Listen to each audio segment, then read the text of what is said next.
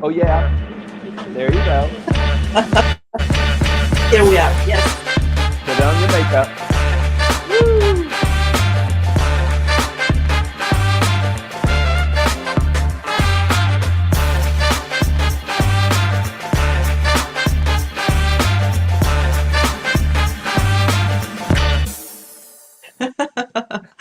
Good morning. Good morning, Timothy. Good morning, Hiroku-san. Good morning, everybody, to everybody who is watching us on LinkedIn, YouTube, Facebook, or listening to us in Clubhouse.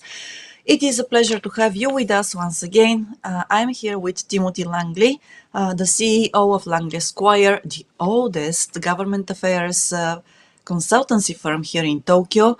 They're still working in this field, and if you really need somebody with expertise who to solve your problem, your challenges here in Japan, please reach out to him and his team. So, Timothy, it's very nice to see you there. So, your makeup looks great. Thank you for applying it in such a nice manner. Well, I'll give you the screen in a bit. First of all, let me tell you, or no, tell everybody actually, that we're now starting the 193rd episode of Japanese Politics One-on-One, and we are broadcasting on 4 different platforms. If you are on any of these platforms watching us now or later, please let us know that you have been there. We also have a question and answers session after Timothy finishes the briefing. So if you have any comments, any questions, observations, and so on, please let us know in the comments. So Timothy, it's up to you now. Great. Thank you very much, Maya. Good morning, everybody. Today is October 20th, 2024, as Maya said, our 193rd episode, but also pretty significant in that number is that it's consistent and consecutive. We haven't missed a Sunday reporting to you for over 3 years, so we greatly appreciate that. The numbers have continued to grow because of the turmoil in Japanese politics and the very much undecided nature that we're going through right now. Our audience has exploded, so we really appreciate that. And as Maya suggested, please ping us or give us a like or something like that so that we know, what our audience base, what the distribution is. We don't get great analytics from all of the platforms, so it's up to you to kind of tell us or ping us one way or the other. The yen closed on Friday at $149.52 to the yen. The yen has been volatile over the last couple of weeks. Some of that is due to the new administration of Mr. Ishiba and the kind of transition that we're going from the former Kishida administration to the Ishiba administration. And we don't know much about that because as soon as he became prime minister, he announced that there was going to be a closing of the House and immediately election for all of the members of the lower house. And that's mostly what we're going to be talking about today, but there's a lot of other stuff going on, including 16 days until the U.S. Presidential election. So that's coming right around the corner. Exactly 1 week from today is election day here in Japanese politics. So there's so much going on. And like I said earlier, for those of you who have been tuning in, we produce a synopsis about 2 or 3 days after I do my briefing so that people can read what it was that we talked about. But it already feels to me a little bit moldy after 3 or 4 days because so much stuff is going on. So to account for that, we're going to try and enhance or accelerate the synopsis that is being sent out. But also, particularly this week, Dan Harada and I will be reporting on the 24th, which is Thursday, an update on the election. So Thursday, it's 3 days before the election happens to tell you what's going on, what it potentially means, what's the fight about, who's on first base, who's on second base, and what to expect. So Dan Harada and I will do that on a noon briefing, probably 20, 25 minutes while you're eating your lunch, for those of you who are in this time zone. But we do this to keep you up to date. There's just so much that's going on and a lot of turmoil. A fellow attacked the LDP headquarters yesterday. You might not have seen this, 6 o'clock in the morning. Drove up with a K truck, had a couple of Molotov cocktails. He threw 6 of them at the LDP headquarters, and then he sped off before they could catch him. I mean, if you've driven around Nagatacho, you know that there's a very heavy police presence there, and you can imagine what that must have been like. Maybe something like Keystone Cops, where the guy stops his truck, he throws a couple of Molotov cocktails, and he speeds off.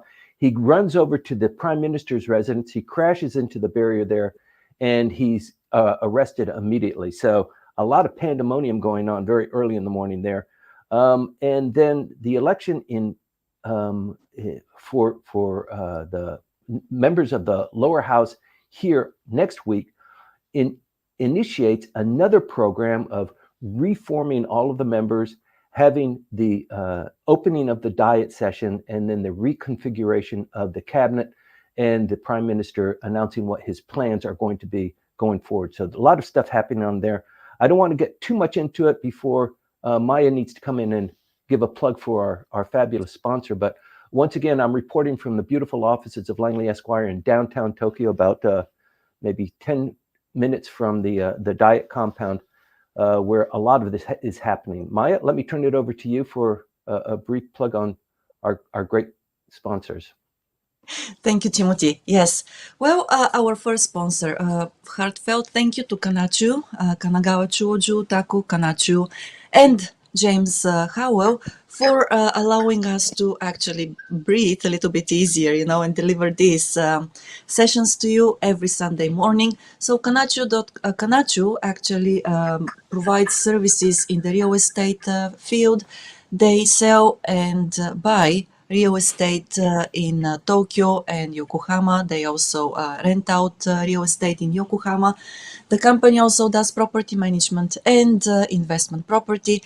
And if you have any such project in mind, please reach out to James Howell on LinkedIn. If you are here, if you have been in Japan for a while, you already know his name and you know the name of Kanchu, but you can reach him out. You can reach James out at james@kanchu.com. Of course, his contact details are also in the description of the video on YouTube, so do not hesitate and reach out to work with them. Timothy, thank you very much for allowing me to do this. Now let's continue. And yes, just let our listeners and viewers learn more about what is happening. Thank you, Maya. So you might scratch your head and say, I wonder why a real estate agency or a renovation company is sponsoring Langley Esquire, and or not Langley Esquire, but this program that we give to you.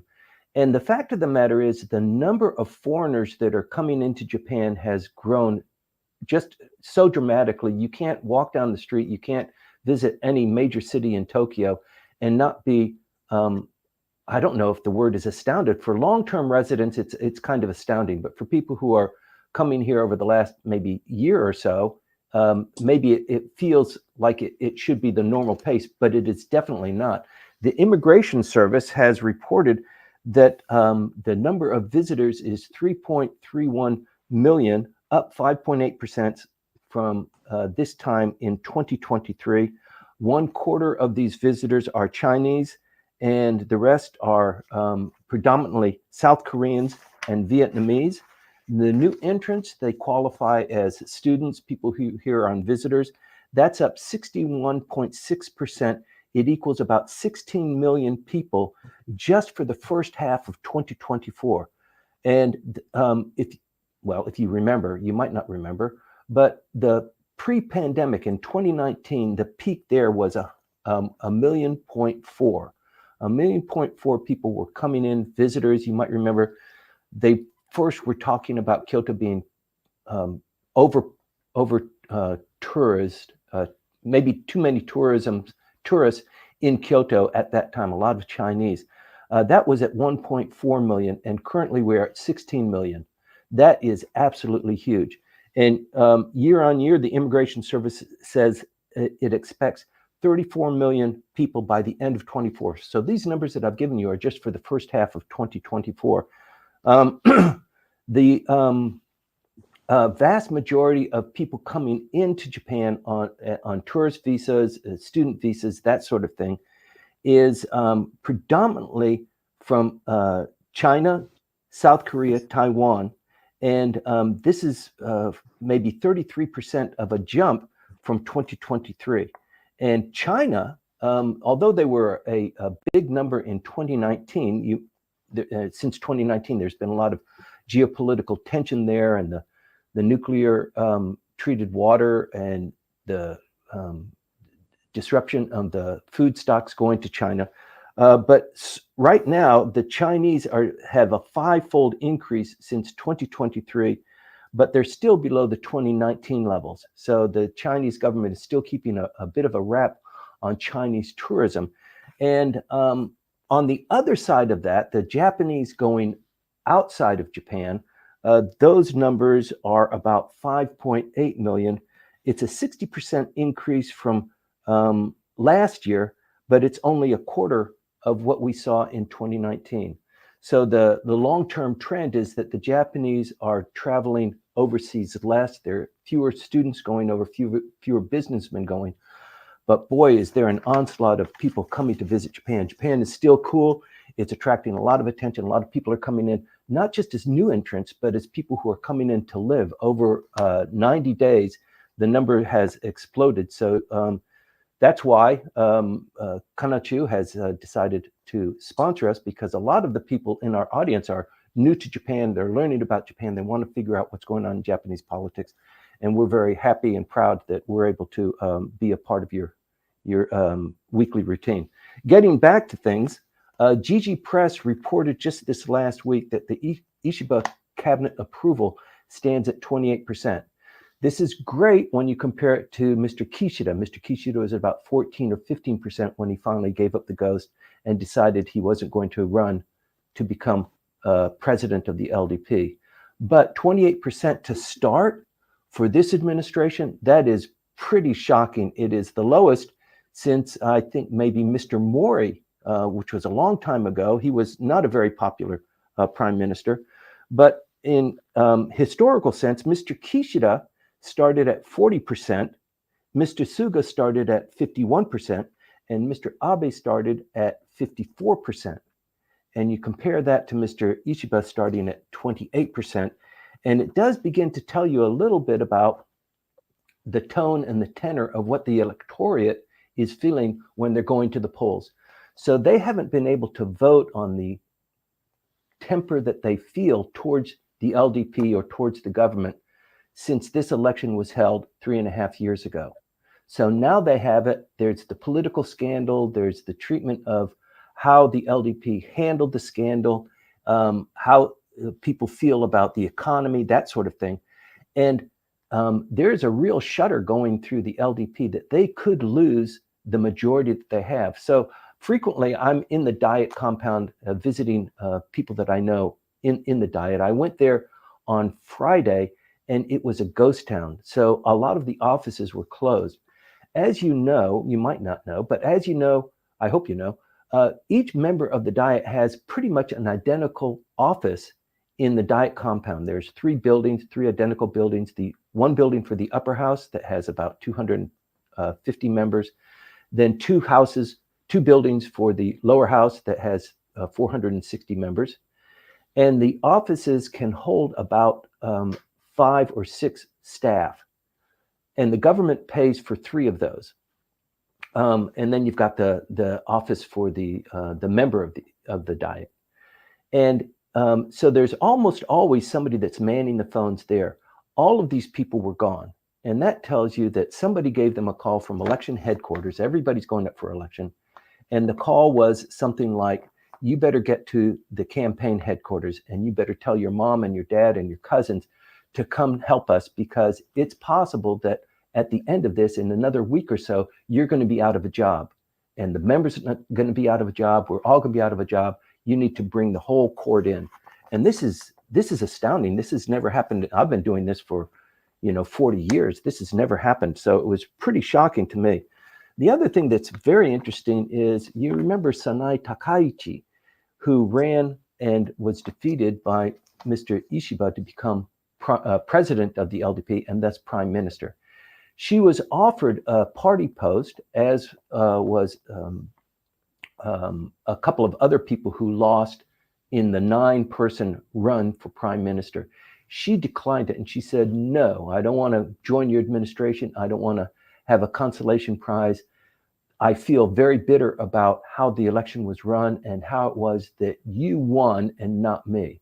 So she is outside being a bit of a gadfly. One of the things that happened when Mr. Ishiba became prime minister and lining up this election, the election was accelerated very quickly by the Secretary General who he appointed, who said, although you said, Mr. Ishiba, as a candidate, you wanted to have a long period before you hold an election and give people time to talk about what the issues are going to be. It is my insistence, if I'm going to be your Secretary General, to call an election immediately. And that's what he did. And so for a lot of strategic reasons, he did that. And we can get into that a little bit later. But as a consequence of Ms.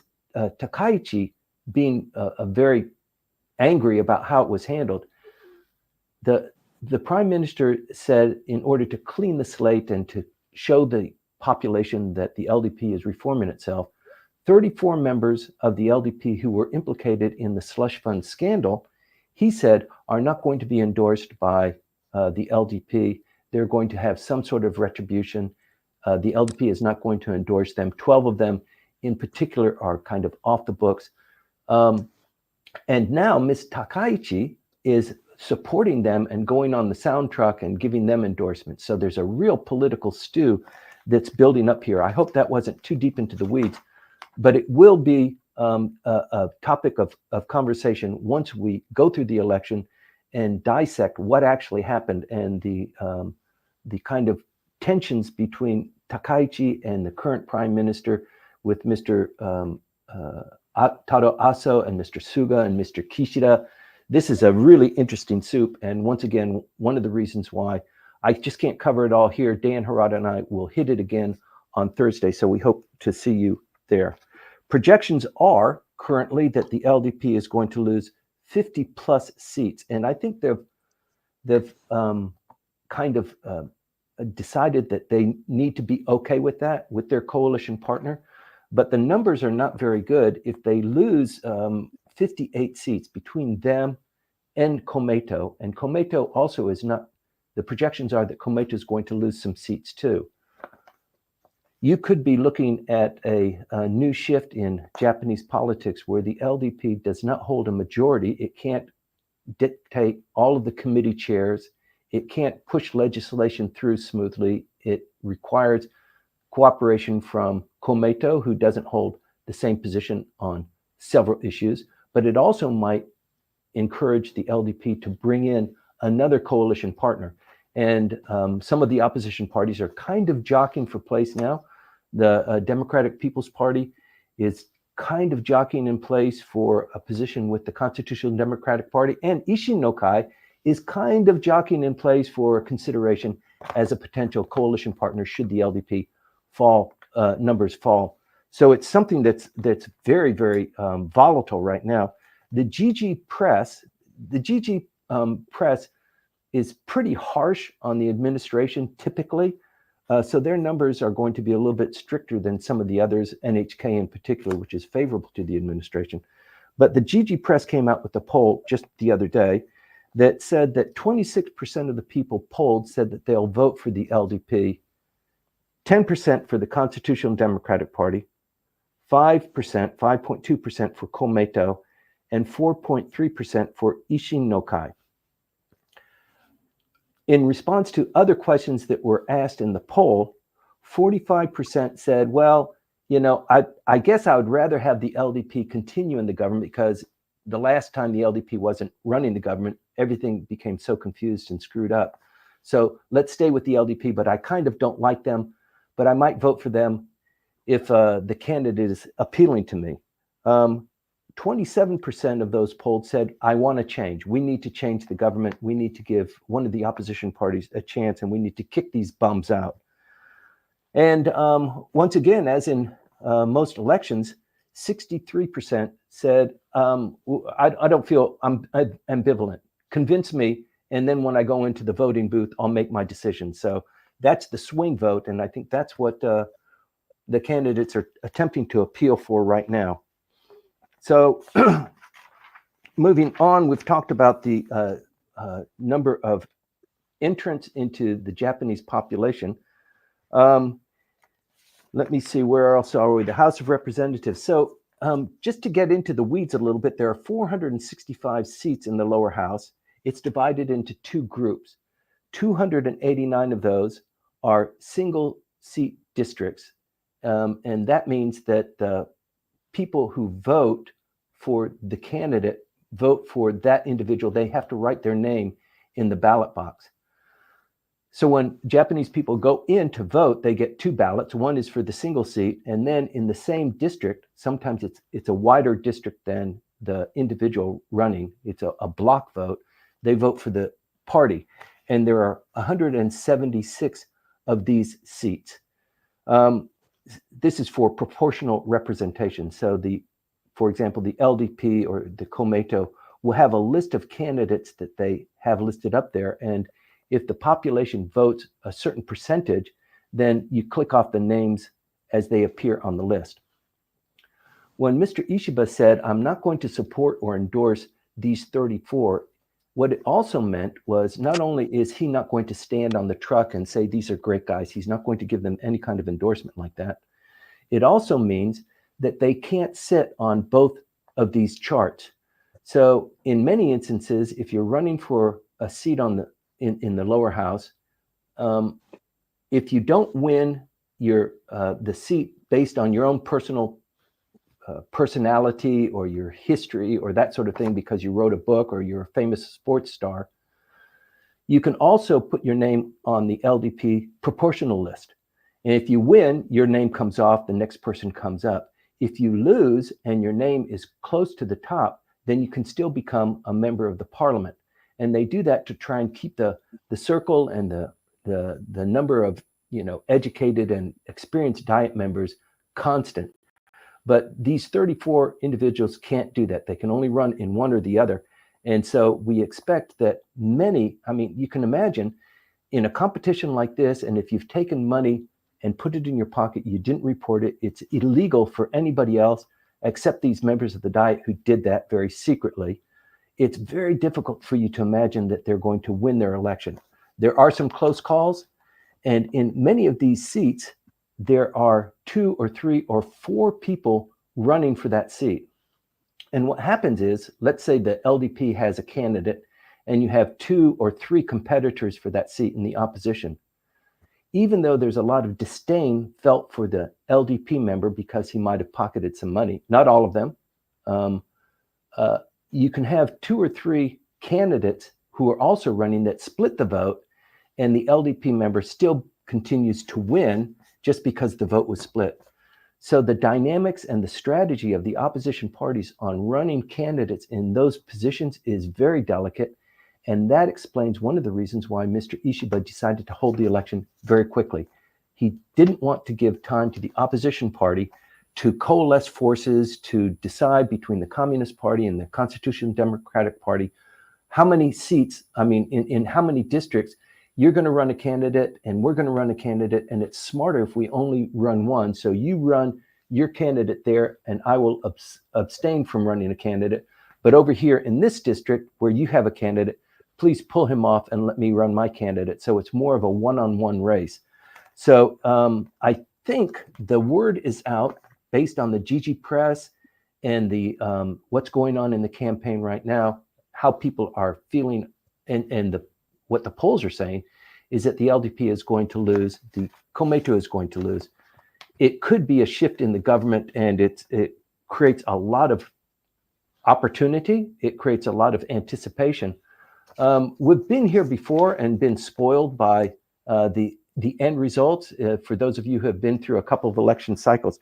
So you know that, and I appreciate you tuning in to this briefing because a lot will be decided over the next 6 days. So the last day of election is on Saturday, and then the voting will come in. The other thing that's kind of interesting, I don't know if I got into this enough, early voting started on the day after the elections began. So you can start voting the day after the election starts.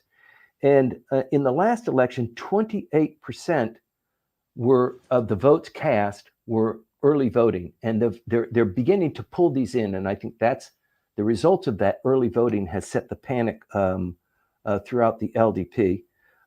In the last election, there was a total of 58 million votes cast. It's a different situation than we have in the United States. You might remember the last time there was a presidential election, there was a lot of confusion there. It's not as confusing in this area, and the mail-in votes or the early balloting doesn't have that kind of suspicion around it. So the early voting is now dictating a lot of what the LDP is going to be doing and how the candidates are approaching the population. But it is a very hot time. You can't be in any place in Tokyo or throughout Japan and not hearing the sound trucks. And for those of you that don't know, the sound trucks are important because when you go into the ballot box and you're voting for the candidate, in Japanese election law, you have to write the name of the candidate. You don't fill in a blank and you don't punch a number. You have to physically write the name. So that's why the sound trucks are constantly repeating the candidate's name, and why you see them written, what they're, how you write their name, either in kanji or hiragana, so that the likelihood that they're not going to misspell the name, because if they misspell the name, the keystroke is different. They've missed a dot above the Chinese character. It's a misspelled, and it is canceled as a valid vote. So it's very important that they do that. The sound trucks somewhat cover that. Let me see.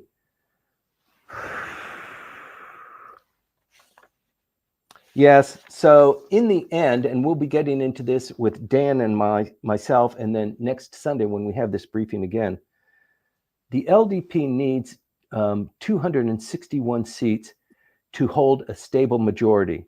Currently, it has 288 seats together with Komeito. The LDP by itself holds 256 seats. So by itself, it doesn't have a stable majority, but it has a simple majority. And if they lose 50 seats, and which is predicted right now, and Komeito loses 10 or 6 seats, that means the coalition does not eclipse that thin line where it's 50% of the 465 seats.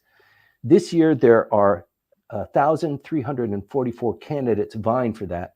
So it is very tough. For the first time in Japanese election history, women account for more than 20% of the candidates. This is a big deal. 314 women are running as candidates. That's a big deal. And there's a large number coming from the LDP as well. That's about it for the politics in Japan going on right now. It is very hot season. A lot will be happening this week. Please stay tuned for our Thursday afternoon briefing, and then once again on Sunday at the same time. We're not going to know the election results when I give this briefing next Sunday, but we're going to have a pretty good idea about it. And probably as a result of that, Dan and I will probably have another briefing in the week following to tell you what it means, what's going to happen with the prime minister. Does he have to fall on his sword? Is he out? Is it going to be the shortest term for a Japanese prime minister? Are we going to have a new prime minister? What's going to happen there? All of that is an open book at this current time.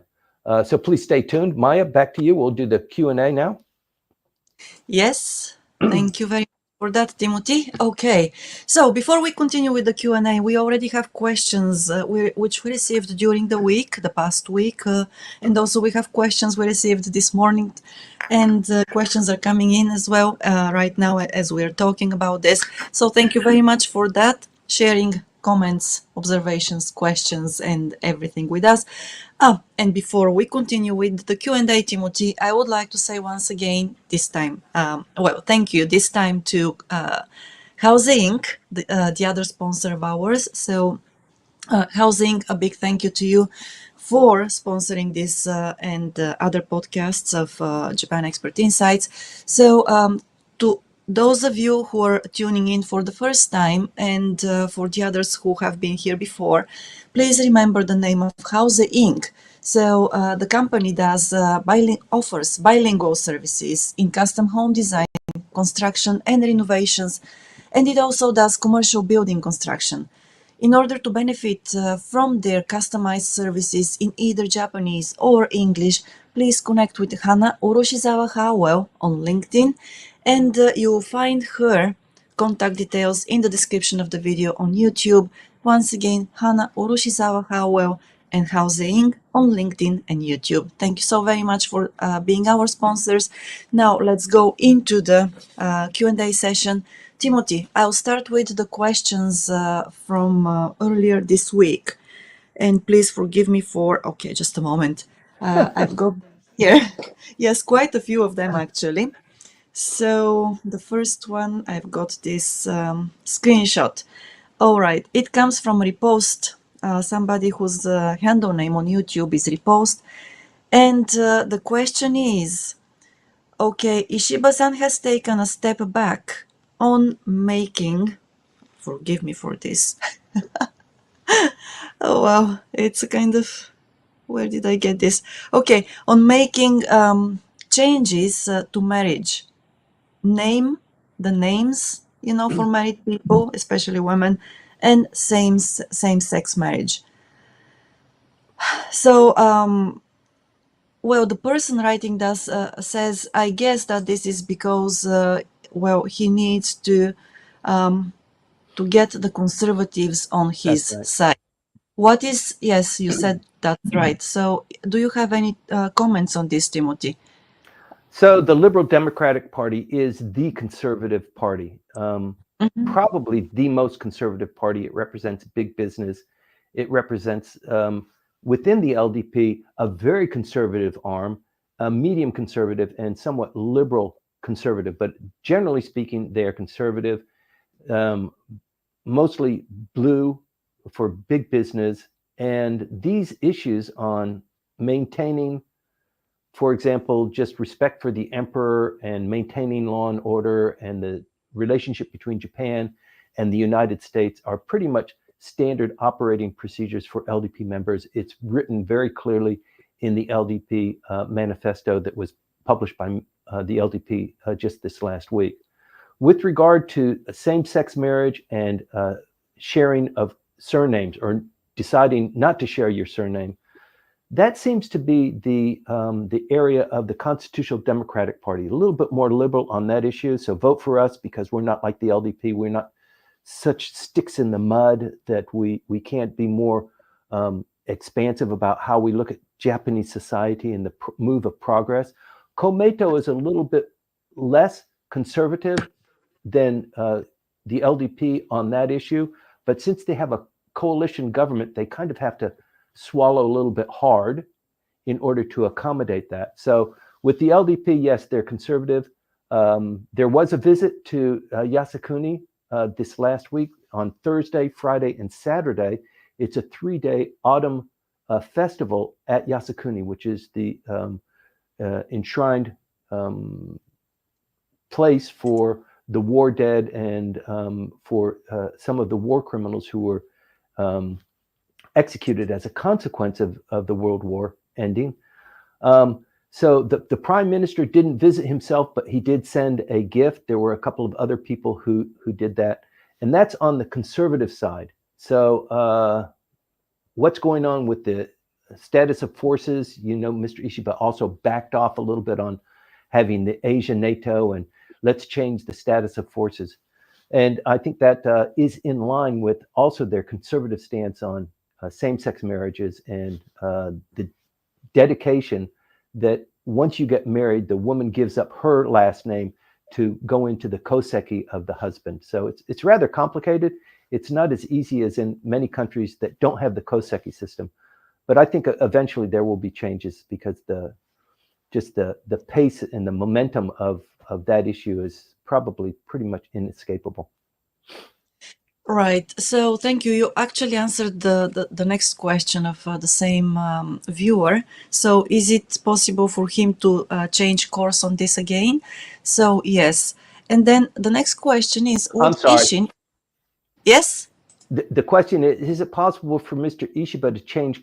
I doubt it. go back, oh no, to actually once again start talking about same-sex marriage and the name and the Koseki and so on? If the question is Mr. Ishiba going to go back and talk about that at some point in time? I don't think Yes. so. I don't think he'll be Oh around no, long enough okay. to do that. All right, that's okay. That's a different take from, well, what other people might expect, and me actually. Okay, and then the follow-up question, well, another question actually on this is, would Ishin, if they join the coalition, force this issue? Do you think that after the election? So more importantly, even if Ishiba had allies to force on the conservatives, how likely would such a betrayal be? So this is a kind of complicated question. I believe it is once again about, the conservatives in the LDP and Mr. Ishiba going back, Yeah. and having in. So you already said that probably Mr. Ishiba is not going to last that long to have time to actually go back Mhm. on what is happening right now. But can I respond just a little bit? Ishin, Yes, if please. Ishin Yes. is invited into the coalition, it will be with terms and conditions. And I don't know if they would be willing to gamble. There are other terms and conditions that I would argue more forcefully on, but Ishin needs to expand their base of operations outside of the Kansai region. And if they are invited into a coalition with the LDP, it means that they get at least one cabinet position, but also the terms and conditions that they will extract as a consequence of that. We don't know what those particularly would be. But yes, I think if the LDP said, in order for you to come on and mediate some of your positions so that we have a more concise presentation to the Japanese population, and you're not going to bitch and moan every time we have a law that we want to pass, you're going to vote the way we want you to vote, then yes, we'll accept those concessions on your behalf. I don't know if the surname issue or the gay sex, I'm sorry, what do you call it? The same-sex marriage are the issues that they will negotiate on, but you just never know. It depends on how desperate people are and how much the LDP really needs to exceed that threshold of 50% of the lower house. Okay, thank you very much for answering that question, Timothy. We have quite a long one, actually. It is a comment from Nicholas Hughes on YouTube. And yes, okay. So Nicholas writes, for me, the four main scenarios for some kind of conflict between China and the US are.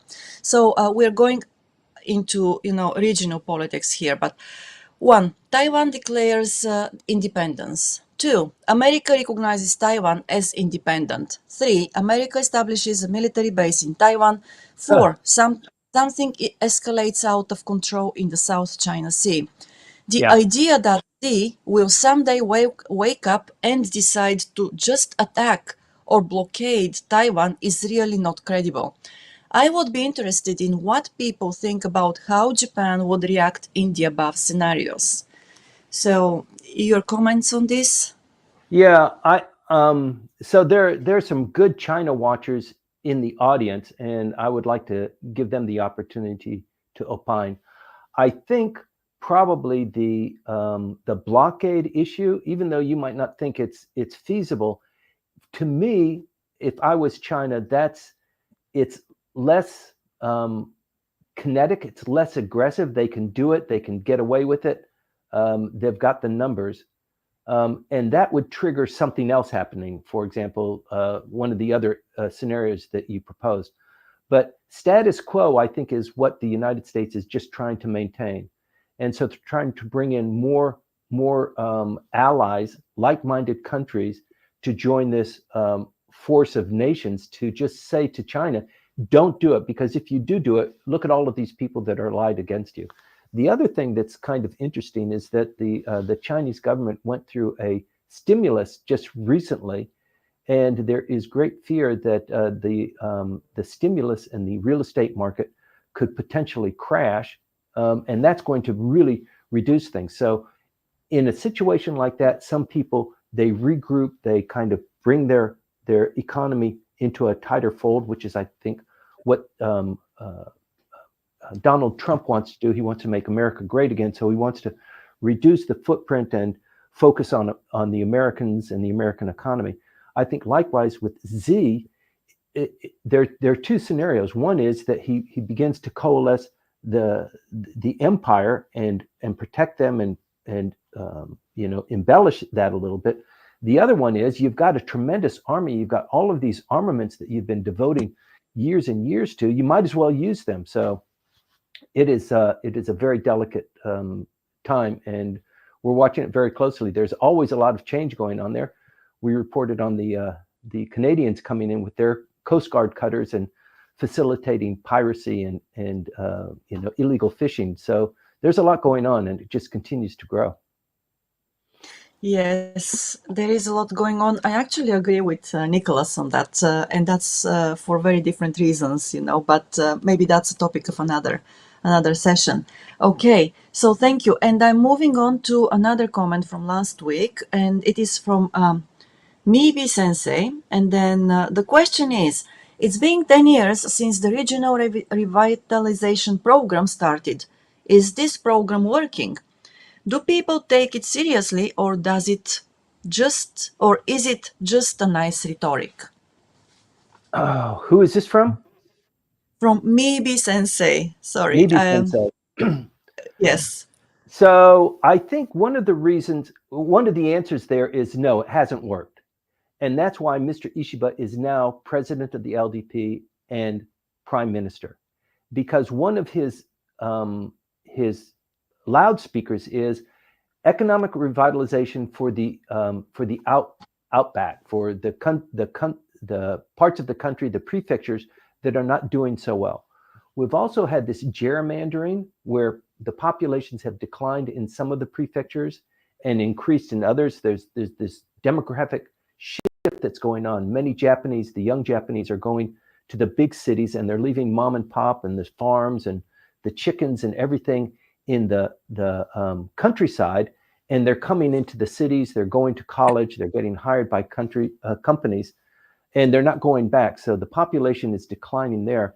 And the prime minister wants to revitalize that, and he's dedicated a certain amount of the budget to do that.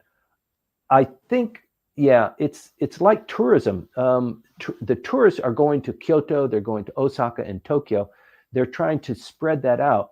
And similarly with the economy, if you just leave that there, you're going to have over tourism. You're going to have a lot of money that's in the central cities, but in the outbacks, you're not going to have anybody but old people and autonomous vehicles picking them up and driving them to the store and to the post office and maybe to the clinic from time to time.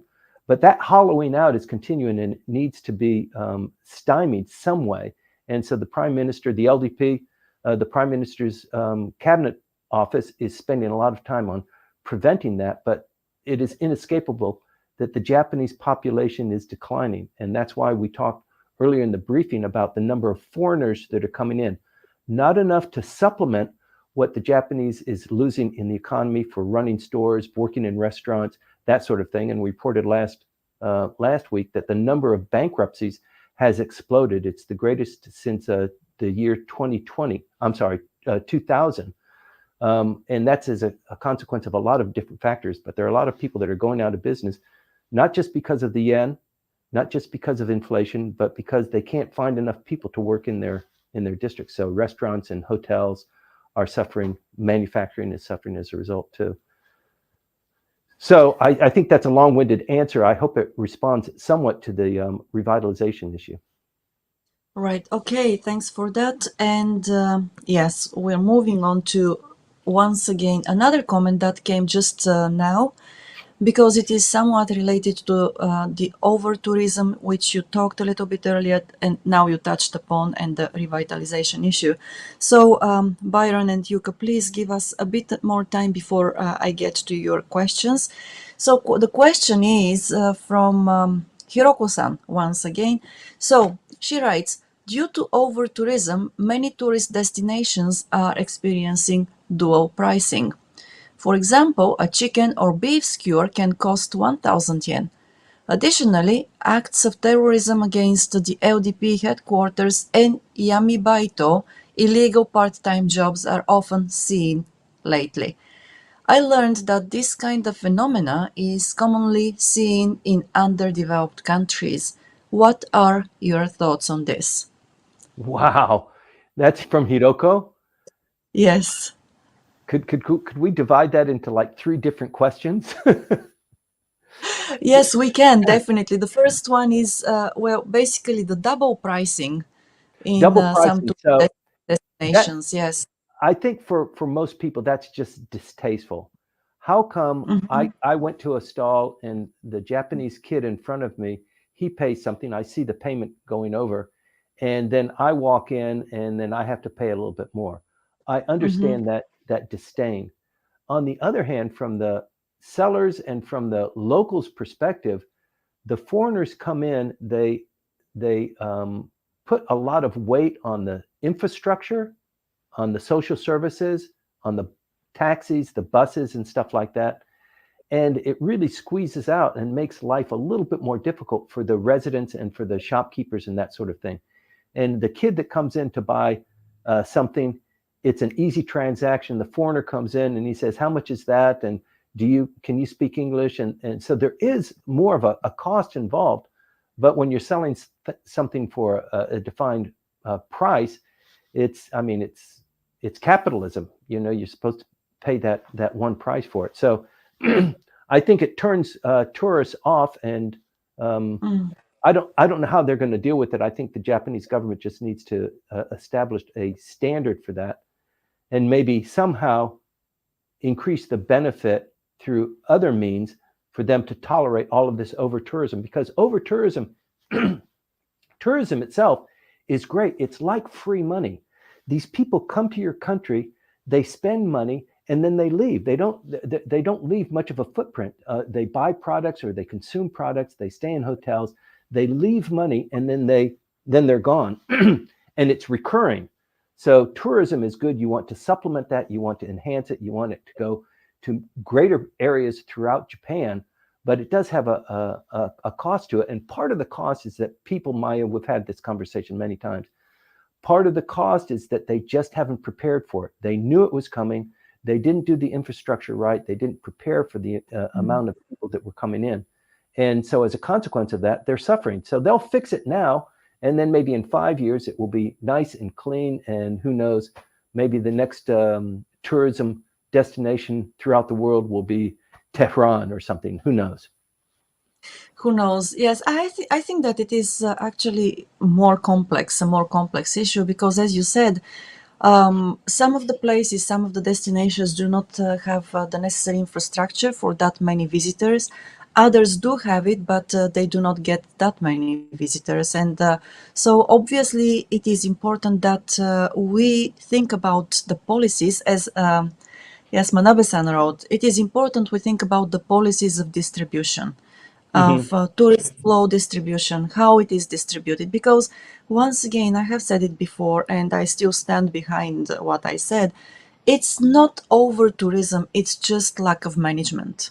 Yeah. So it feels like over tourism in 2 or 3 or 4 destinations, but otherwise it's not. I mean, if you spread those tourists throughout the country, the territory of the country, it's going to be, something which does not put that much pressure on the local ecosystems, the local infrastructure and the economies there. So once again, we need policies for that, and there are policies, but they haven't been applied very well, I believe. So that's what we need to focus more on. The other, Yes. the other, the other complication there too, Maya, is when people come to visit Japan, you might just think that English is the international language, so they're coming in and they speak a little bit of English. They're not going to speak Japanese, maybe. Right. I mean, Japanese is not a very well-traveled language, so they might speak English. But when you look at the numbers, the vast majority, 1/4 of the people who are coming in are Chinese. So they're going to Mm-hmm. attempt to speak Japanese with a Chinese accent, and it's just not going to work. And then you've got the South Koreans who generally will speak some Japanese and, in fact, English as well. But the second and the third are the Taiwanese and the Vietnamese. and people from the Western nations is a very small percentage of the overall total.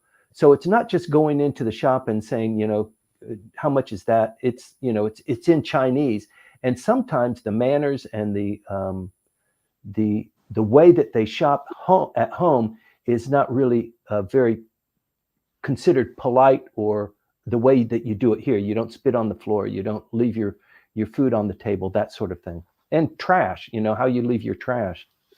Yeah, but once again, I believe that this is on the local authorities to actually prepare the visitors for that, Yeah. and to educate them how to behave in their communities. So, and maybe not just the local authorities, but the JNTO needs to do that job as well, even before the tourists come. They have been trying that, I know, but Yeah. obviously, yes, it has to be. Well, there's created. Sorry, I didn't mean to jump in on you. No, go ahead. That's fine. There's so much cultural context that goes on here. So, for example, and we've had this comment from one of our longtime listeners too, where's the trash can? So you buy something or you're eating something and there's no trash can. So what do? You just drop it on the floor. And people aren't well aware of why there are no trash cans, or where the trash cans are, or what you're supposed to do. And so you have this trash problem that just generates ire, because the Japanese, you walk through any Japanese city, it's almost spotless. Tokyo is always clean. There's always somebody sweeping the streets. You never see cigarette butts or gum or trash on the streets. And that's one of the attractions, but it is because of this social network. Yes, indeed. Well, so Hiroko-san, I hope that this answered your question, even though it was a kind of a long answer. Yes, and Hiroko-san writes again, despite the high prices, inbound visitors are still willing to pay because of the weak yen. And that's true too. Yeah. Yes, the yen is weak and it doesn't make that much a difference for them. But, the yen is not going to be weak forever. At least that's what we have learned, from the past 2.5 decades. So Yes. let's see what happens. Okay, thank you very much for that.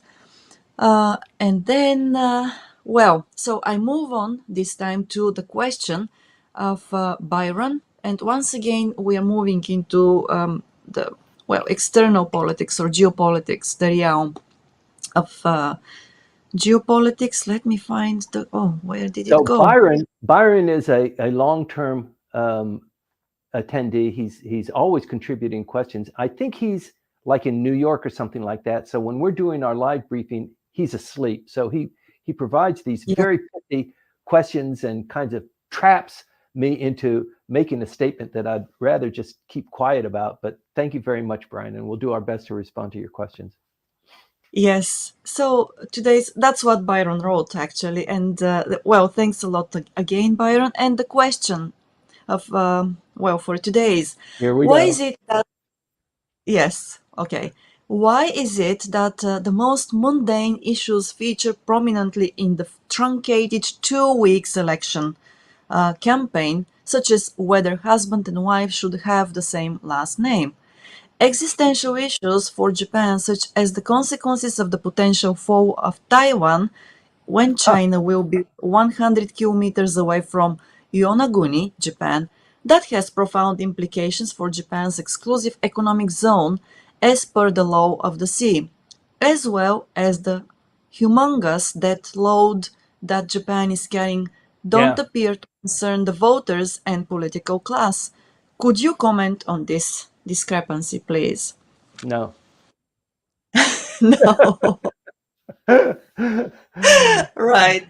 Well, So, may I have a word before, I mean, to let you prepare, your answer to this question.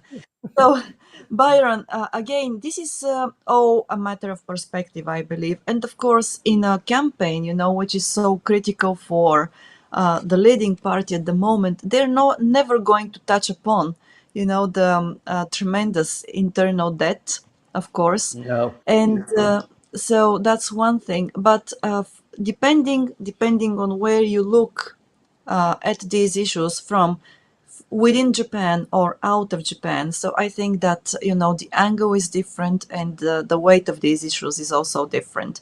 So let's see what Timothy can say, whether he still refuses to answer your question. So I've been doing Japanese politics for a long time. You know, after I finished law school in Japan, I worked inside the parliament for an LDP member, and he was actually in the Abe faction. It wasn't called the Abe faction then, it was called the Fukuda faction a long time ago.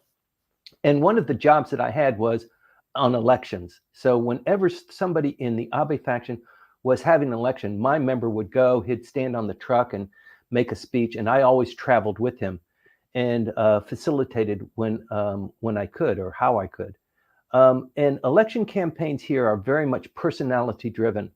And the dicey issues, it's like Maya said, if I talk about the debt to income ratio, people are going to say, that's because of you. That's your fault. You're spending the money and you're not generating the money, and you're making it into a stimulus package, as Mr. Ishiba will do as soon as this election is over. There will be another stimulus package that's issued.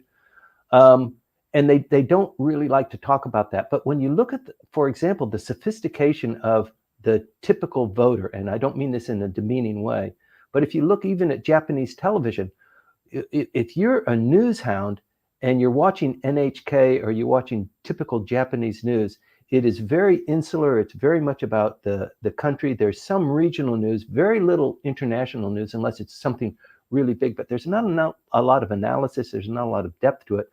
There's no political satire. You don't see comedy shows that make fun of the government or make fun of, what a politician did. So this discourse that goes on in many countries doesn't occur here. So as a consequence, I think the level of discourse is tapped down.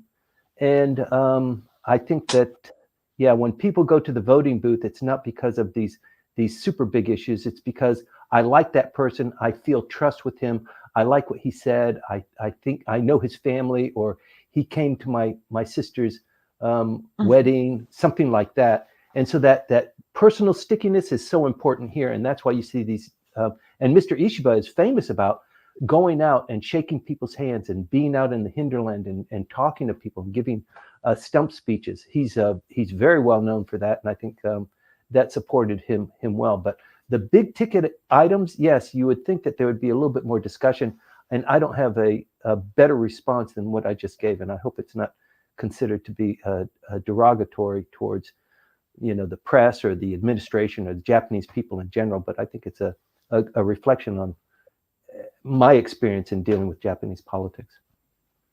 Yeah, right. And also from my observations here, I think that among the general population, there aren't so many people who do think that China would get so close.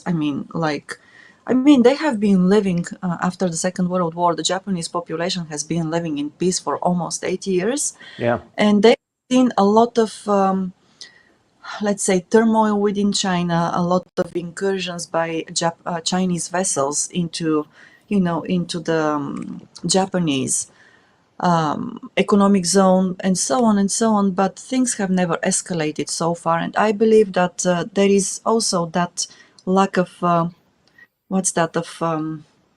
sense of threat among the general population. I know that within the government, Kasumi Gaseki and so on, there is, that heightened sense of the threat, that China poses, of course. But I think these are two different things at the moment. On the other hand, though, the Japanese population doesn't really know what's going on. There are threats, there are cyber attacks, there are things that are happening that just don't come out into the open. NHK, Right. which is somewhat the mouthpiece of the government, so it gives the news that it's told to give.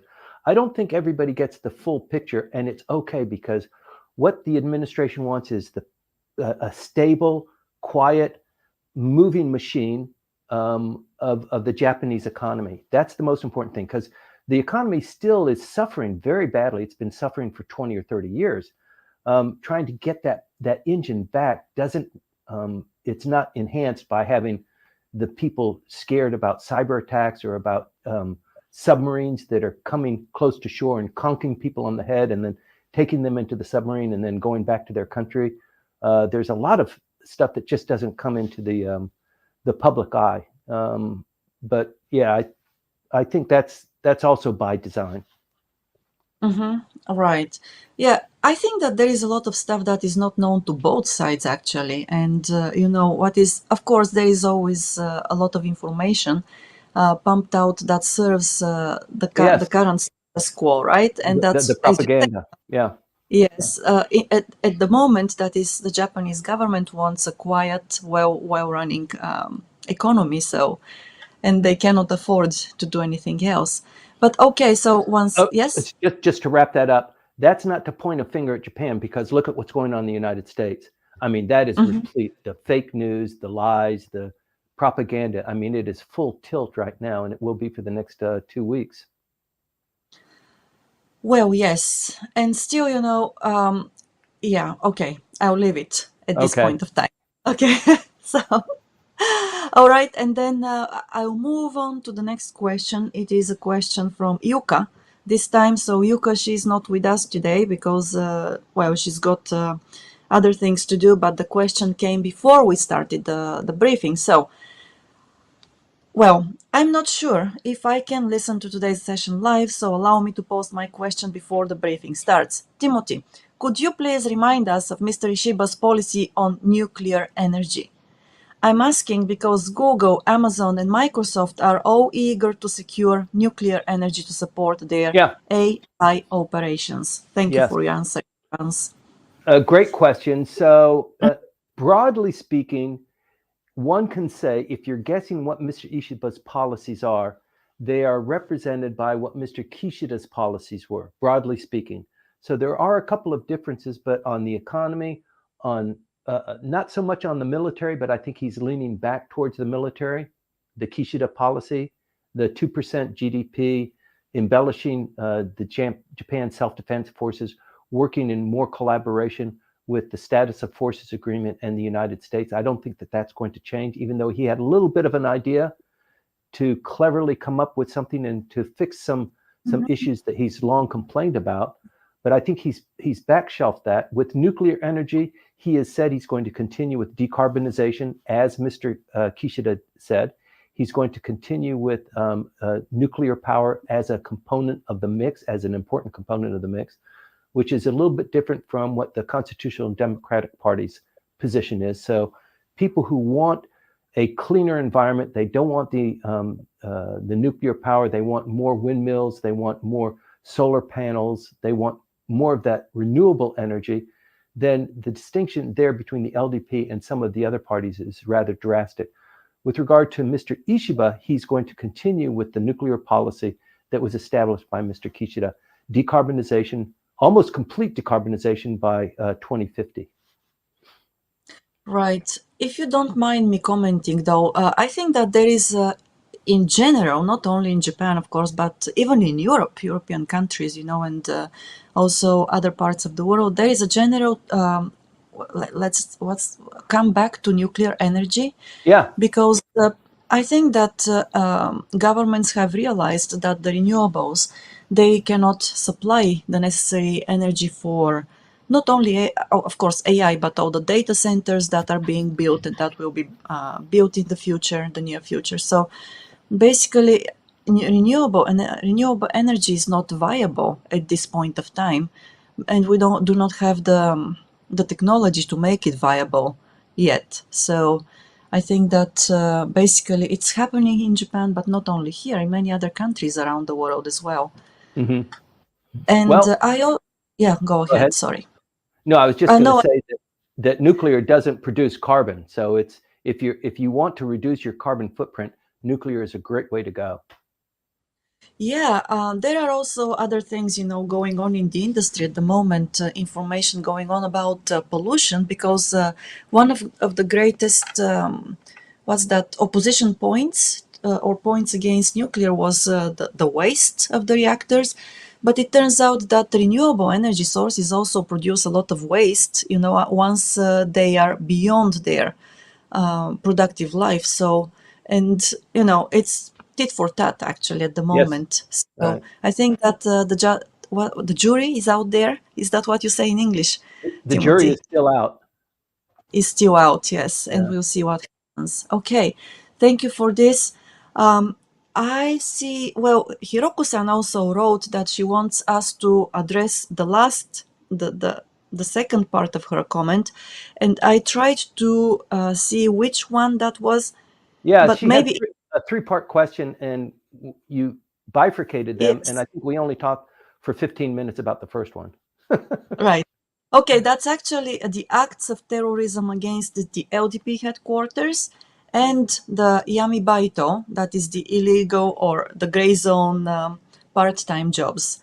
So the Okay, terrorism and acts of aggression against them. So she so wrote also, I heard that, this kind of phenomenon is commonly seen in underdeveloped countries. So what are your thoughts on this? So the reason why you might see a little bit more of that in underdeveloped countries is because there is no outlet, or maybe the structure of the police or the government or the laws or the application of the laws is out of balance. And Mm-hmm. I think that there are few avenues for people who are really angry at the LDP or at Mr. Abe or at the Unification Church to express that in a legal and effective way. So it's a structured society. Everybody knows Japan is a very structured society. But if you have an issue, there are only a few avenues that you can go to get redress. And most of the time, if you are a victim, you just continue to be the victim as you go through this process. And so it does generate, frustration, and this shogunai kind of attitude that even though I've become a victim and it's against the law and the perpetrator should be punished, what are you going to do? He's not going to get arrested. The police aren't going to do anything. And so people take matters into their own hands. And very rarely will Japanese people do that. They're so mad that they're going to step out and they're going to make a Molotov cocktail and they're going to throw it, or they're going to make a handmade gun and they're going to shoot the prime minister or something like that. So it is rather a rare occurrence here. And when it happens, it hits the news and it's a big deal. But I think it's a very, very small percentage. On Yami Baito, that's a very different issue here. Yami Baito, I think, as people in the audience know, it's the opportunity for me to make some extra money. I sign onto a website, somebody told me about it, and I can make $100 or $500 or $1,000 by picking up this side job. So I called the guy and he says, this is what I want you to do. It's you're part of a chain of events and your job is to do this.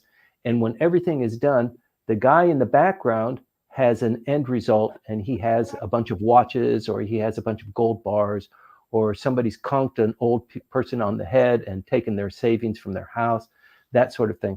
So I think this is a sophistication that has been generated by the internet and also by the criminal element. So most people know that crime is very low here in Japan, but crime exists. It's just a different kind of crime. You don't have a lot of violent crime. You don't have bank robberies. You don't have people that are being stabbed.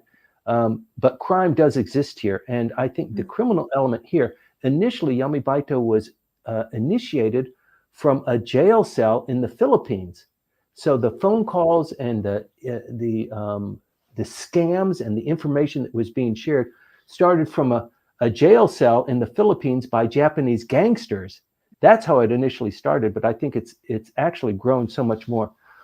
On those two issues, the Japanese police agency has dedicated far more police for protection of the candidates in the elections today. So you'll see much more of a heavy police presence for people who are expressing violence. So the Molotov cocktails that were thrown at the LDP and then the guy escaped more than 800 meters to the prime minister's office. That's wow. I can't even imagine how that must have looked. I would love to see the film on that. But also with regard to Yami Baito, the police agency is big time on top of that and trying to chase down the leaders here and how they get the information.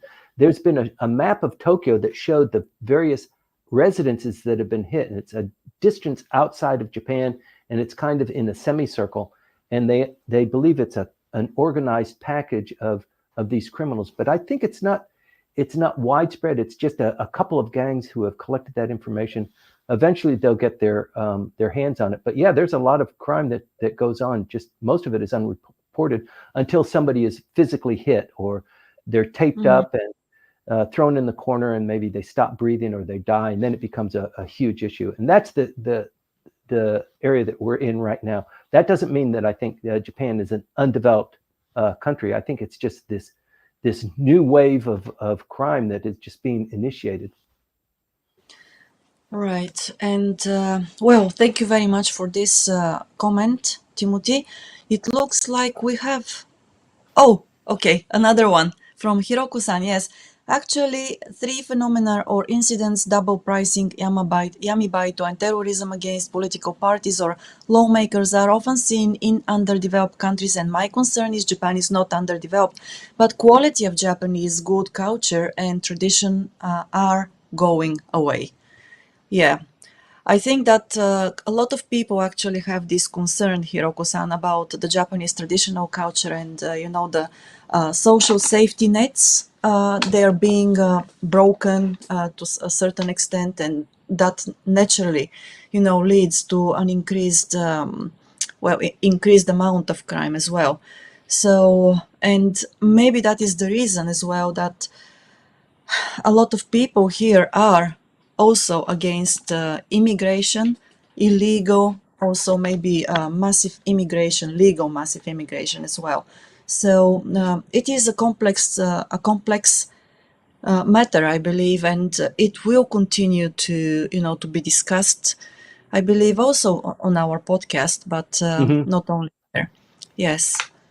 This becomes a favorite topic of ours, Maya, not just because we're long-term residents, but also you have a show on Wednesday mornings where you invite speakers, or maybe you and Tim Sullivan talking about various cultural issues. Yes. And those of us that have been here for a long period of time, the learning curve of when you first arrive, the first couple of years, it is very tough, mastering the language, mastering the bows and the social niceties and things like that. It does take a couple of years, but once you've kind of crossed that threshold, it's almost as if you don't want to go back to your home country, because the benefits of living here, the cultural things that made you fall in love with this country from the beginning, are the things that really anchor you here.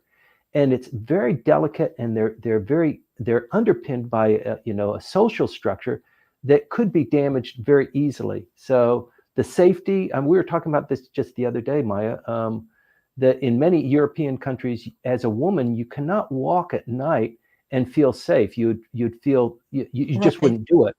But here in Japan, in any city, at any time of the day, a well-dressed woman can walk and not have any fear that she's going to be attacked or molested or somebody conk her on the head. It just almost it's unheard of.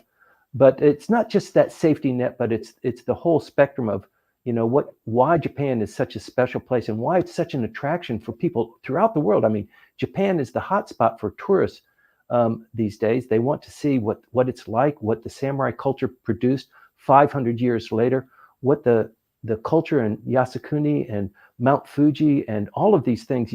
It's just so super cool that people have recognized that, but it is a delicate balance.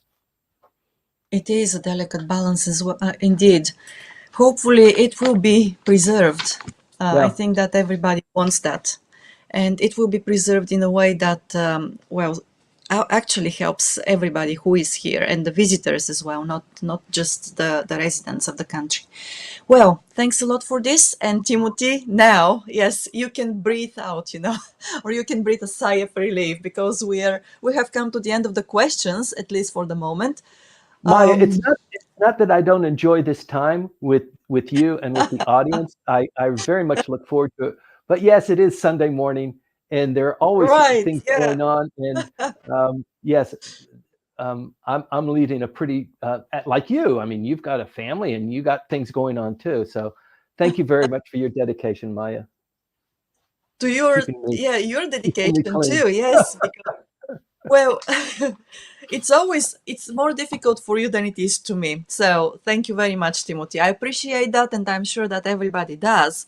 So yes, yeah, and hopefully we'll see you once again next Sunday, 8:20. Yes, Also thank you, Tuesday, I'm Hiroko-san. sorry, Thursday with Dan Harada at noon. Thursday, yes, with Dan Harada. So the live stream will be on Langley Squire's accounts on YouTube and LinkedIn. So check out Langley Squire Thursday. That is October the 24th. That's my birthday too. So, Woo! woo! Yes, and 12 o'clock at noon. But of course, if you cannot make it at 12 o'clock, you can watch the briefing later because it will be recorded and available after it is over. Okay, thanks a lot. And now, once again, I would like to say thank you very much to our two sponsors, Kanagawa Chuo Jutaku or Kanchu and Houze Inc. So, Kanagawa Chuo Jutaku Kanchu with James at kanachu.com and Houze Inc. with Hana Urushizawa Howell. Reach out to them if you have in mind any projects in the field of real estate. They will be there for you to speak with you either in English or in Japanese and to customize their services to your specific needs. Thanks a lot. That's all for today, Timothy. Thank you, Maya. See you next week. See you next week. Yes. To everybody, have a beautiful Sunday. Enjoy the weekend. Click, click, click.